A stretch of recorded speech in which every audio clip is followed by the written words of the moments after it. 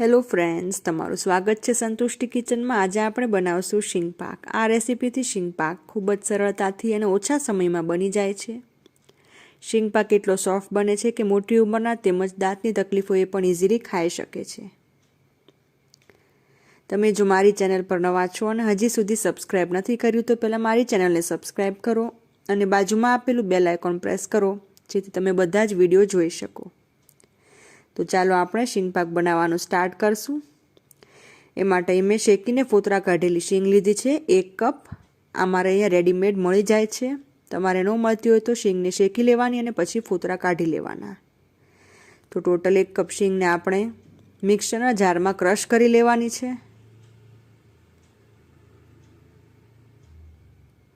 તો અહીંયા આપણે એકદમ સ્મૂથ પાવડર નથી બનાવવાનો, થોડું કચકચરું રાખવાનું છે મિશ્રણ।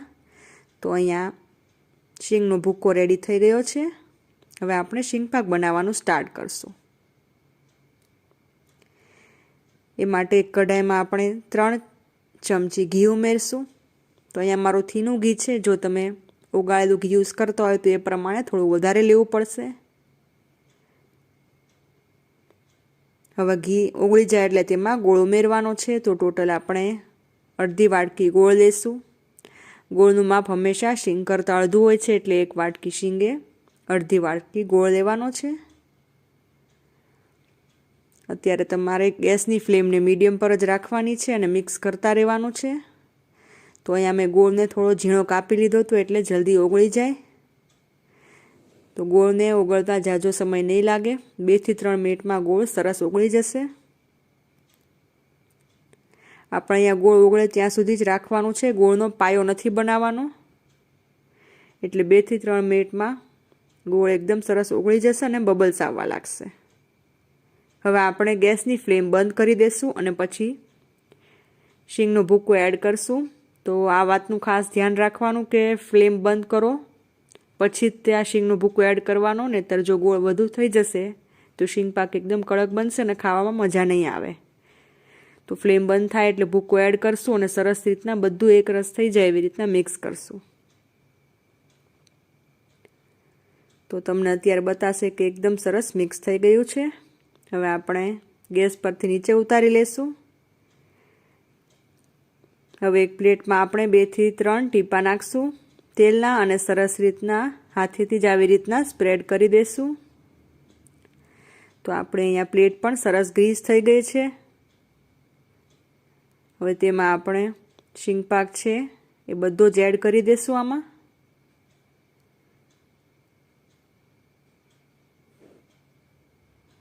હવે શીંગ પાકનું સરસ લેવલિંગ થાય એ માટે આપણે એક વાટકીનો પાછળનો ભાગ છે એમાં થોડું તેલ એપ્લાય કર્યું છે અને પાછળના ભાગથી જ આપણે આવી રીતના પ્રેસ કરશું જેથી શીંગ પાક સરસ રીતના આખી ડીશમાં આપણે પાથરી શકીએ અને એક સરખો લેવલિંગ આવે એટલે પીસ પણ સરસ પડે। જો તમારે પતલા પીસ એકદમ રાખવા હોય તો આખી ડીશમાં પણ પાથરી શકાય છે। મારે થોડા જાડા પીસ રાખવા હતા એટલે મેં આખી ડીશમાં મિશ્રણ નથી પાથર્યું શીંગ પાકનું। તો આવી રીતના વાટકીના પાછળના ભાગથી સરસ પ્રેસ કરવાનું અને તવીથાની મદદથી આવી રીતના બધી જ સાઈડ પ્રેસ કરવાની જેથી એક સરખું લેવલિંગ આવે અને એક સરખી સાઈઝના પીસ પડે। તો હવે શીંગ પાક જ્યારે ગરમ હોય ત્યારે જ તે તમારે એના પીસ પાડી દેવાના છે। તો ગરમ ગરમ શીંગ પાકમાં તમને જેવા ગમે તેવા નાના મોટા પીસ તમે પાડી શકો છો। આ શીંગ પાક એટલો સોફ્ટ બને છે કે બધાને ખૂબ જ ભાવશે અને ખૂબ જ ઓછા સમયમાં પણ બની જાય છે। તો એકવાર તમે શીંગ પાકના પીસ પાડી લો એટલે ડેકોરેશન માટે તમે બદામ લગાવી શકો છો દરેક પીસ પર, ખૂબ જ ટેસ્ટી લાગશે। પણ બદામ લગાવવી ઓપ્શનલ છે। તો અત્યારે તમારે પીસ ઉખાડવાના નથી, એકવાર ઠંડો થઈ જાય પછી આપણે પીસ ઉખાડી લેશું અને સર્વ કરશું। તો ફ્રેન્ડ્સ, અહીંયા મેં પીસ ઉખાડી લીધા છે। ખૂબ જ સરસ પીસ ઉખડશે અને ખાવામાં પણ બહુ જ ટેસ્ટી બનશે। તો તમે અહીંયા જોઈ શકો છો ખૂબ જ સોફ્ટ બન્યો છે। તો આ રેસીપીથી એકવાર જરૂરથી ટ્રાય કરજો। તમને વિડીયો ગમ્યો હોય તો લાઈક કરજો અને આવી નવી રેસીપીઓ જોવા માટે મારી ચેનલને સબસ્ક્રાઈબ કરવાનું ન ભૂલતા. હેલો ફ્રેન્ડ્સ, આજે આપણે બનાવશું ભીંડાનું શાક. વિડીયો જોઈ શકાય. તો ચાલો સ્ટાર્ટ કરીએ. એક કડાઈમાં આપણે 3 ચમચા તેલ મૂકશું. તેલ ગરમ થઈ જાય એટલે તેમાં 1 ચમચી જીરું. જીરું થઈ જાય એટલે તેમાં ચપટી હિંગ અને અડધી ચમચી હળદર નાખશું. ત્યારબાદ તેમાં ભીંડા એડ કરશું.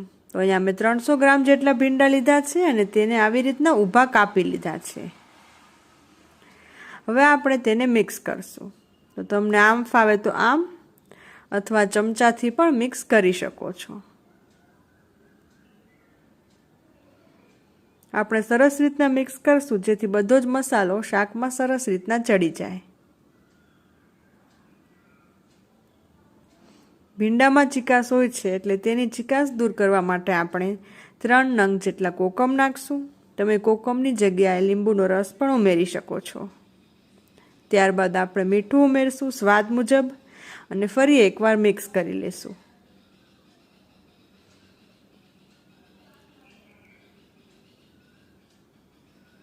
આપણે ભીંડાને સ્લો ફ્લેમ પર ચડવા દેશું. ભીંડાને થતાં 10 મિનિટ જેવું થશે. આપણે ફ્લેમને સ્લો જ રાખવાની છે.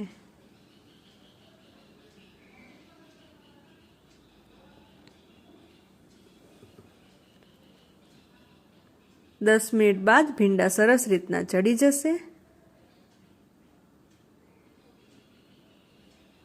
હવે તેમાં આપણે એડ કરશું 2 ચમચી ધાણા જીરુંનો પાવડર અને 1 ચમચી મરચું પાવડર. હવે ફરી એકવાર આપણે મિક્સ કરી લેશું.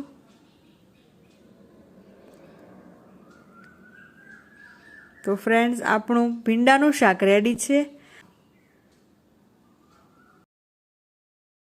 હેલો ફ્રેન્ડ્સ, આજે આપણે ભીંડાની કઢી બનાવશું. આ કઢી રેગ્યુલર કઢી કરતાં વધુ સરસ લાગે છે. તો ચાલો આપણે સ્ટાર્ટ કરશું. એક કઢાઈમાં 2 ચમચી તેલ મૂકવાનું. તેલ ગરમ થાય એટલે તેમાં 1 ચમચી જીરું અને ચપટીક હિંગ ઉમેરશું. ત્યારબાદ તેમાં આપણે એડ કરશું અડધી ચમચી હળદર. ત્યારબાદ તેમાં ગોળ સમારેલા ભીંડા લઈશું. અડધો કપ ભીંડા લીધા છે અહીંયા અને આપણે સરસ રીતના મિક્સ કરવાના છે. આપણે ફ્લેમને મીડિયમ પર જ રાખવાની છે. તો આપણે ભીંડાને સાતળવાના છે અને તેમાં ઉમેરશું મીઠું સ્વાદ મુજબ. ભીંડાને આપણે 5 થી 6 મિનિટ સુધી થવા દેવાના છે. તો આવી રીતના 5 થી 6 મિનિટ બાદ ભીંડા સરસ રીતના થઈ જશે. આપણે ફરી એકવાર મિક્સ કરી લેવાના અને તેમાં આપણે એડ કરશું લાલ મરચુંનો પાવડર. તો અહીંયા 1 ચમચી લાલ મરચું પાવડર ઉમેર્યો છે મેં. આપણે મરચું લાસ્ટમાં જ એડ કરવાનું છે. આપણે મિક્સ કરી દઈશું અને પછી ગેસ પરથી નીચે ઉતારી લેશું. હવે આપણે એક તપેલીમાં 4 કપ છાશ લેવાની છે. આપણે ગેસ પર ચડાવવાની. ફ્લેમ ઓન કરી દઈશું અને તેમાં આપણે ઉમેરશું મીઠું આપણા સ્વાદ મુજબ. ત્યારબાદ હળદર ઉમેરશું અડધી ચમચી. ત્યારબાદ તેમાં આપણે ઉમેરવાનો છે ચણાનો લોટ. તો અહીંયા તમે 1.5 થી 2 ચમચી જેટલો ચણાનો લોટ ઉમેરી શકો છો. હવે આપણે ઝેણીથી મિક્સ કરી લેશું. ચણાનો લોટ તમે ઓછો વધુ ઉમેરી શકો છો. જો કઢી જાડી ગમે તો વધારે લોટ લેવાનો અને પાતળી ગમે તો ઓછો લોટ લેવાનો. તો ઝેણીથી સરસ રીતના મિક્સ કરી લેવાનું જેથી બધું એકરસ થઈ જાય. આપણે અહીંયા પણ ફ્લેમને મીડિયમ પર જ રાખવાની છે. આપણી કઢી જેમ ઉકળશે એમ સ્વાદ વધુ સરસ આવશે અને સ્મેલ પણ સરસ આવશે. ત્યારબાદ તેમાં ઉમેરશું આદુની પેસ્ટ 1 ચમચી. પેસ્ટ ન હોય તો તાજું ખમણેલું આદુ પણ લઈ શકાય. ત્યારબાદ લીમડાના પાન અને ત્યારબાદ 2 નંગ લીલા મરચાં ઉમેરવાના. હવે આપણે તેને સરસ રીતના મિક્સ કરી લેશું. આ કઢી રેગ્યુલર કઢી કરતાં વધુ ટેસ્ટી લાગે છે. જેમ ઉકળશે એમ તેનો સ્વાદ વધુ ને વધુ સરસ થતો જશે. હવે તેમાં આપણે નાખશું સાંતળેલા ભીંડા. તો તો બધા જ ભીંડા આપણે એડ કરી દઈશું અને ફરી એકવાર મિક્સ કરી લેશું. ભીંડા ઉમેરવાથી કલર વધારે સરસ થઈ જશે.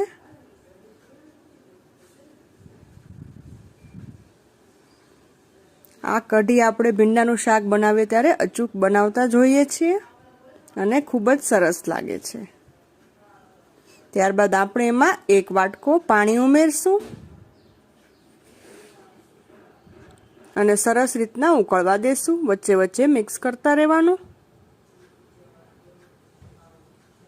તો 5 થી 6 મિનિટ સુધી કઢીને આપણે ઉકળવા દેશું આવી રીતના.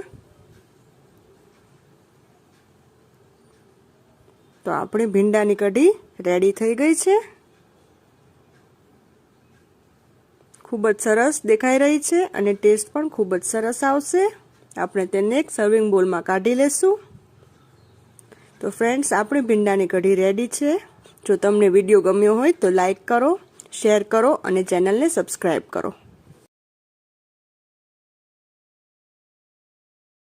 હેલો ફ્રેન્ડ્સ, આજે આપણે ગુજરાતીઓના પ્રિય એવા ખાટા ઢોકળા બનાવશું. આ ઢોકળા ખૂબ જ સોફ્ટ અને જાળીદાર થાય છે.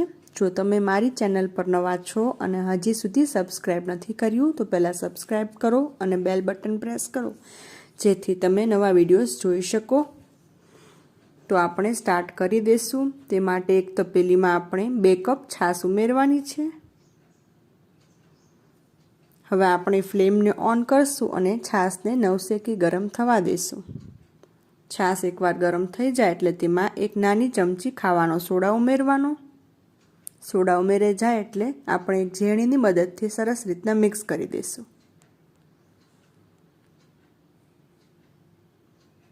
તો આવી રીતના મિક્સ થઈ જાય એટલે આપણે ગેસ પરથી નીચે ઉતારી દઈશું. ત્યારબાદ તેમાં આપણે ઢોકળાનો લોટ ઉમેરશું. તો ટોટલ 2 કપ ઢોકળાનો લોટ ઉમેરવાનો છે. આ લોટ મેં ઘંટીએ જ દળાવ્યો છે. આ લોટ દળાવવા માટે તમારે 3 ભાગ ચોખા અને 1 ભાગ અડદની દાળ આપવાની રહેશે. આ લોટ તમારે ઘંટીએ નો દળાવવો હોય તો ડાયરેક્ટલી કોઈ પણ પ્રોવિઝન સ્ટોરમાં પણ તમને મળી જશે. તો આવી રીતના આપણે બધું જ મિક્સ થઈ જાય એટલે તેમાં પાણી ઉમેરવાનું છે. ટોટલ 1 કપ પાણી ઉમેરવાનું છે. તો અહીંયા મેં પહેલાં અડધો કપ પાણી લીધું છે અને સરસ રીતના મિક્સ કરી દેવાનું છે તેને.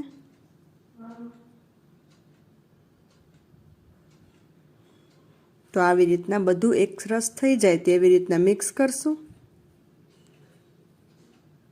ત્યારબાદ આપણે બાકીનો અડધો કપ પાણી છે એ પણ ઉમેરી દઈશું અને ફરી એકવાર મિક્સ કરશું.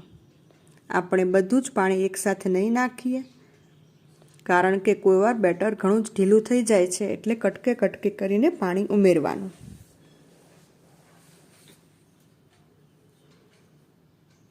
તો અહીંયા આપણું ઢોકળાનું બેટર એકદમ સરસ એકરસ થઈ ગયું છે. આપણે તેને ઢાંકી દઈશું અને 3 થી 4 કલાક સુધી આથો આવવા દઈશું.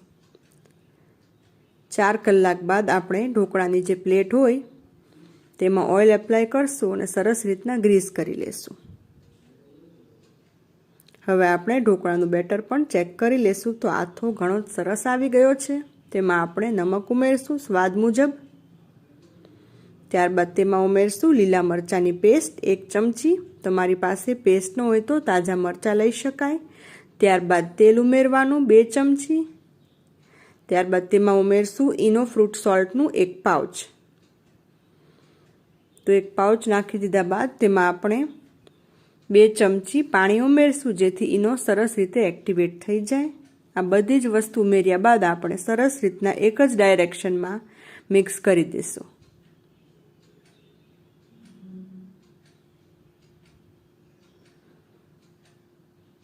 તો તમે જોયું કે આ ઢોકળાનું બેટર બનાવવું ઘણું જ સહેલું છે. હવે આપણે જે ગ્રીસ કરેલી પ્લેટ હતી તેમાં આ ઢોકળાના બેટરને ટ્રાન્સફર કરી દઈશું. તો બંને ડીશમાં આપણે થોડુંક થોડુંક બેટર ટ્રાન્સફર કરવાનું છે.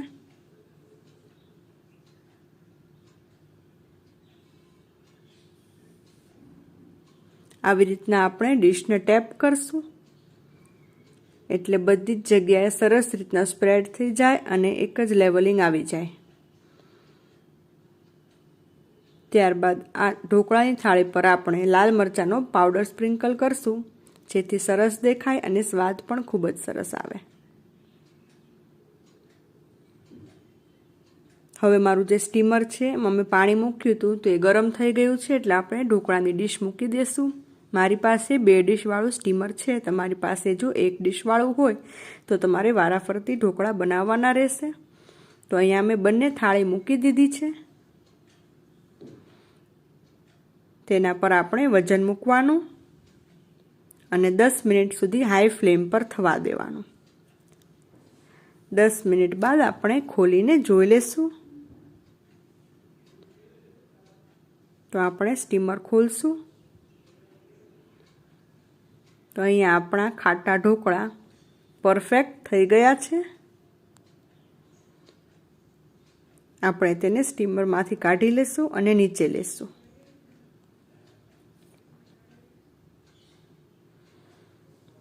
તો બંને ડીશમાં આપણે સરસ રીતના પીસ કરી લેશું. તમને ગમે તેવા નાના મોટા પીસ તમે કરી શકો છો. આ ઢોકળા ખૂબ જ સોફ્ટ અને જાળીદાર થાય છે.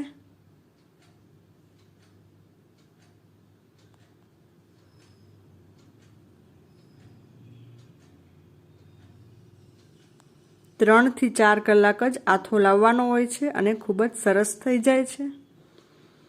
તો એકવાર ઢોકળા થઈ જાય એટલે બંને ડીશમાં આપણે આવી રીતના થોડુંક ઓઇલ એપ્લાય કરશું ઉપર, એટલે સ્વાદ હજી વધુ સરસ આવે. તો હવે ઢોકળા નીકાળીને હું તમને બતાવું કે કેટલા સરસ થયા છે. તમે જોઈ શકો છો કે એકદમ જાળીદાર બન્યા છે. ઢોકળા ડીશમાંથી એકદમ ઇઝીલી નીકળી જશે અને ખૂબ જ ટેસ્ટી બનશે.